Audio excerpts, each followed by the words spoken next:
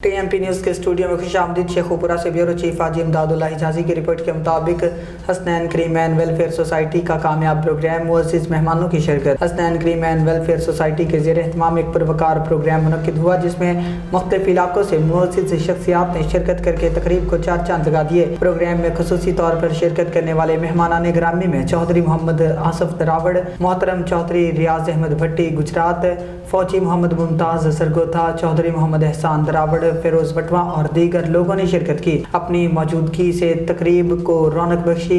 हर साल की तरह इस साल भी पास होने वाले तलबा में स्कूल बैग और कॉपियाँ इनामात के तौर पर तकसीम की गईं।